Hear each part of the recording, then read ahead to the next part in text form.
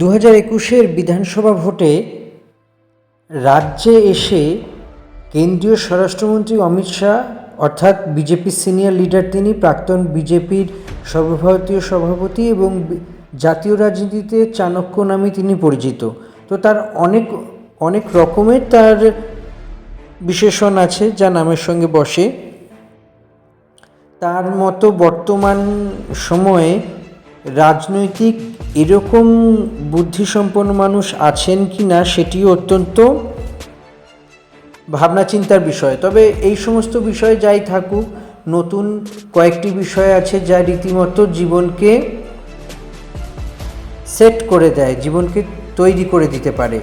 কয়েকটি বিষয় আছে যে বিষয়গুলো, কয়েকটি ইকুয়েশন আছে। যেমন কিছুদিন আগেই বিজেপির রাজ্য সভাপতি হিসেবে নির্বাচিত হয়েছেন অনেক দিনের সিনিয়র লিডার, বিজেপির প্রথম বিধায়ক, মানে পশ্চিমবঙ্গে বিজেপির প্রথম বিধায়ক শ্রমিক ভট্টাচার্য। তো তার আগে বিজেপির বেশ কয়েক বছর ধরে বিজেপির রাজ্যের দায়িত্ব সামলেছিলেন সুকান্ত মজুমদার, যিনি বর্তমানে শিক্ষা প্রতিমন্ত্রীও বটে, কেন্দ্রীয় মন্ত্রীও বটে। তো সেই সমস্ত কিছু বিষয় আছে। তবে বিধানসভা ভোটের আগে যে পরিস্থিতি তৈরি হচ্ছে এবং যে পরিস্থিতিগুলোকে টাচ করে ওভারকাম করে বেরিয়ে যেতে হবে, তার মধ্যে অন্যতম হলো যে রাজ্যের শাসক দল তৃণমূলের সঙ্গে লড়তে হবে। তৃণমূলের সঙ্গে লড়তে গিয়ে দেখতে পাওয়া যাবে বর্তমানে তৃণমূল কি করছে, তৃণমূল কি করতে চাইছে এবং তৃণমূলের সঙ্গে পেরে উঠতে হবে। প্রথমত তৃণমূল কংগ্রেসের কয়েকটি প্লাস পয়েন্ট হলো এবারের ভোটে যাওয়ার, তা হলো গতবারের গেম চেঞ্জার স্বাস্থ্যসাথী, লক্ষ্মীর ভাণ্ডার এবং তার সঙ্গে নতুন প্রকল্প জুটেছে, সেটি হলো বাংলার যুবসাথী। এই যুবসাথী প্রকল্পটি কি না, যুবসাথী প্রকল্পটি হলো বাংলার শিক্ষিত যুবক যুবতীরা যারা ন্যূনতম যোগ্যতা মাধ্যমিক চাকরি পাননি, তাদের অন্যান্য সমস্ত কিছু আবেদনের এই প্রক্রিয়াগুলোকে মেনে নিতে হবে। মেনে আবেদন করলে 1,500 টাকা করে মাসে পাবেন। অবশ্য খেয়াল রাখতে হবে সরকারি অন্য কোনো সুযোগ সুবিধে থেকে যেন তারা লাভবান না হয়ে থাকেন। যেমনভাবে মহিলাদের ক্ষেত্রে অনেক মহিলা লক্ষ্মীর ভাণ্ডার পাচ্ছেন, কিন্তু তিনি এই প্রকল্পের জন্য আবেদন করলে সেই সুবিধা আর পাবেন না। তাই বারে বারে খেয়াল রাখতে হবে যে ভোটের আগে কি করতে হবে, কি করে মানুষের মন জয় করা যায়।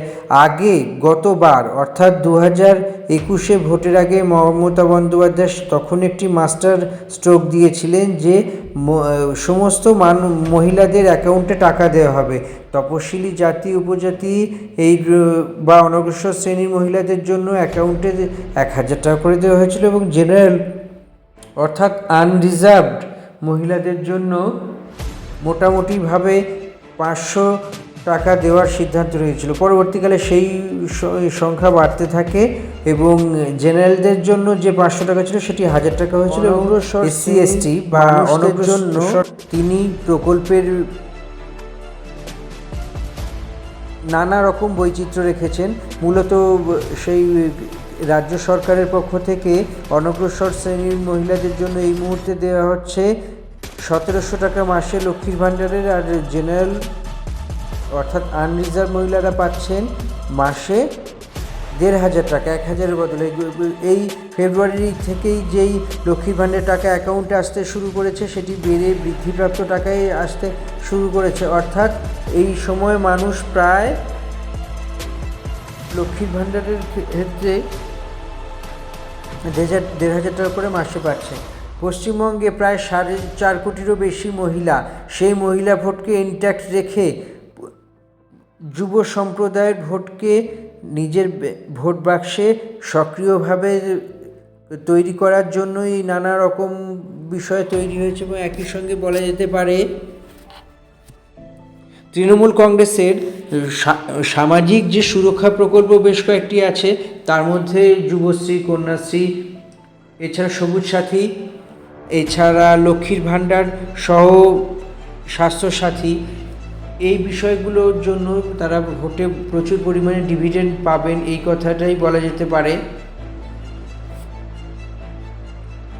বিশেষ করে এই কথাটি বলাই যেতে পারে, কেননা লক্ষ্মীর ভাণ্ডার এই অত্যন্ত গুরুত্বপূর্ণ জনপ্রিয় একটি প্রকল্প, যেখানে রাজ্যে প্রায় মহিলাদের সংখ্যা 4.5 কোটিরও বেশি।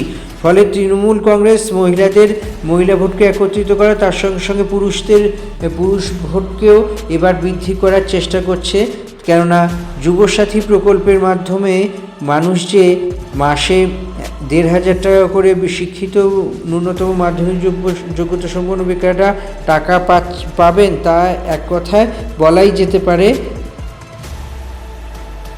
যে অত্যন্ত গুরুত্বপূর্ণ একটি বিষয় হয়ে দাঁড়িয়েছে। এবং তৃণমূল কংগ্রেস বা রাজ্যের শাসক দলের সঙ্গে লড়ে যেতে গেলে কয়েকটি জায়গায় খুব খেয়াল রাখতে হবে। মূলত যা অ্যাক্টিভিটি আছে, গ্রাউন্ড লেভেলে অ্যাক্টিভিটি বা গ্রাউন্ড জিরোতে অ্যাক্টিভিটি, তার সঙ্গে সঙ্গে আরও একটি ব্যাপার খেয়াল রাখতে হবে যে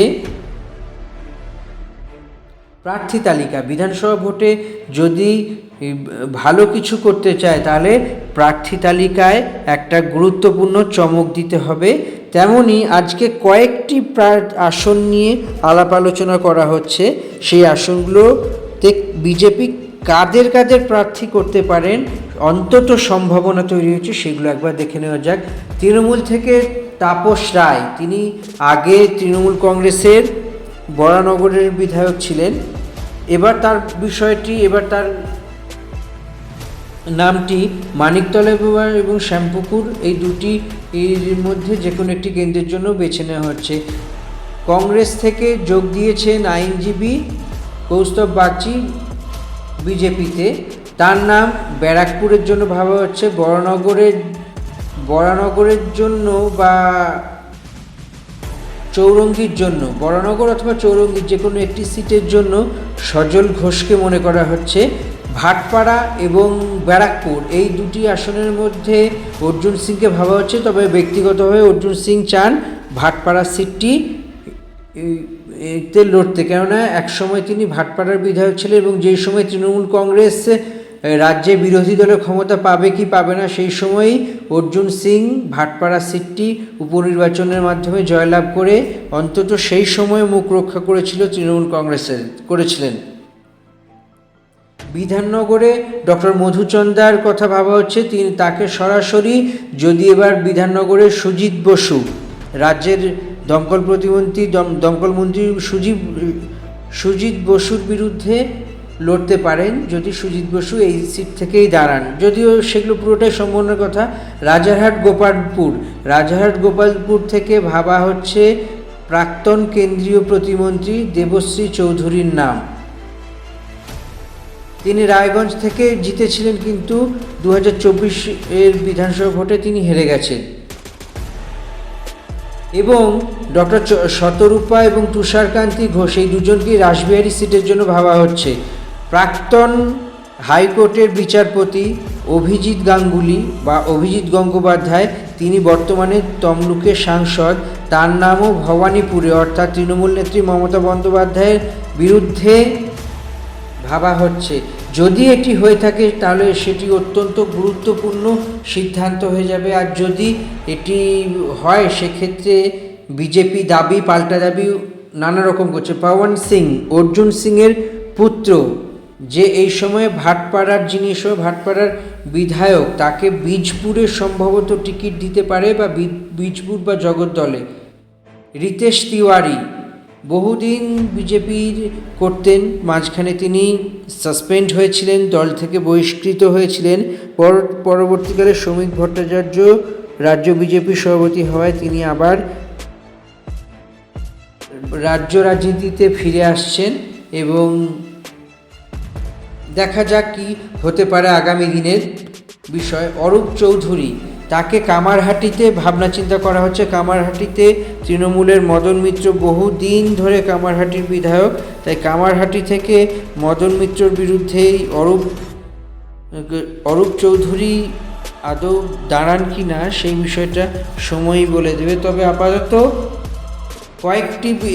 কয়েকটি সিট নিয়ে বিজেপির কোন প্রার্থীরা দাঁড়াতে পারে সেই বিষয়টি আপনাদের সামনে তুলে ধরা হলো, এবং বিষয়টি নিয়ে আরও পরবর্তী ভিডিওতে বিস্তারিত আলোচনা করবে বাকি সিট কে কী কোথায় দাঁড়াবেন এবং কোথায়কার প্লাস পয়েন্ট আছে, কোথায়কার মাইনাস পয়েন্ট আছে। তবে সমস্ত কিছু এখন জল্পনার মাধ্যমে বা জল্পনায় আছে, এর বিষয় নিয়ে নতুন করে কিছু এখনও ভাবনা চিন্তায় আসেনি। তবে বলা যেতে পারে তৃণমূল কংগ্রেসের বিরুদ্ধে লড়তে গেলে বিজেপিকে আরও সংঘবদ্ধভাবে লড়তে হবে এবং আপাতত বিজেপি যখন প্রার্থী ঘোষণা করা যাবে দেখা যাবে যে এখনকার আমাদের এই ভিডিওর সঙ্গে প্রার্থীর কতটা মিল আছে। সব মিলিয়ে আপাতত এই ভিডিও থেকে বিদায় নিচ্ছি। যদি আমাদের চ্যানেল ভালো লাগে তাহলে অবশ্যই সাবস্ক্রাইব করে দিন, লাইক শেয়ার কমেন্ট তো করবেন এবং তার সঙ্গে বেল আইকনটি ক্লিক করে দিন যাতে আমাদের পরের ভিডিও আপলোড করলে অবশ্যই আপনাদের কাছে নোটিফিকেশন থাকে এবং আমাদের ভিডিওর সম্বন্ধে কোনো মতামত থাকলে অবশ্যই জানান। টাটা।